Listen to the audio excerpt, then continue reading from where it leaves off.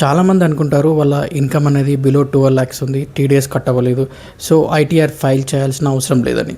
అసలు ఐటీఆర్ ఎవరు కంపల్సరీగా ఫైల్ చేయాలో ఈ వీడియోలో చూద్దాం రండి. Hello hi friends, welcome back to my channel CA Raja wealth coach. Me income అనేది బేసిక్ ఎగ్జామ్షన్ లిమిట్ కన్నా ఎక్కువ ఉంటే ఓల్డ్ స్కీమ్ చూస్ చేసుకుంటే 2.5 lakhs, న్యూ స్కీమ్లో 4 lakhs. ఈ లిమిట్స్ క్రాస్ అయితే ఇన్కమ్ ట్యాక్స్ రిటర్న్ ఫైల్ చేయడం అనేది కంపల్సరీ.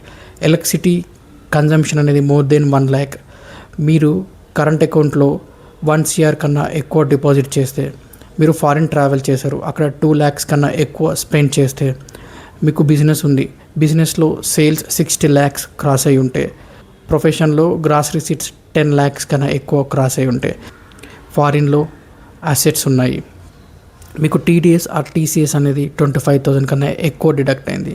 సో ఇలాంటి కేసెస్లో మీరు కంపల్సరీగా ఐటీఆర్ ఫైల్ చేయాల్సి ఉంటుంది.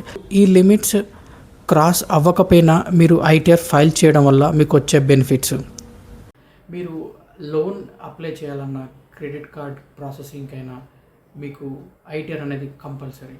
మీకు ఏమన్నా టీడీఎస్ ఆర్ టీసీఎస్ డిడక్ట్ అయి ఉంది, అది మీరు రిఫండ్ క్లెయిమ్ చేయాలంటే ఐటీఆర్ కంపల్సరీగా ఫైల్ చేయాలి. ఏమన్నా క్యారీ ఫార్వర్డ్ లాసెస్ అంటే మీకు ఈ ఇయర్లో ఏమన్నా లాస్ ఉంది, సో ఆ లాసెస్ని మీరు నెక్స్ట్ ఇయర్స్కి క్యారీ ఫార్వర్డ్ చేసుకోవాలంటే మీరు కంపల్సరీగా ఐటీఆర్ ఫైల్ చేయాలి.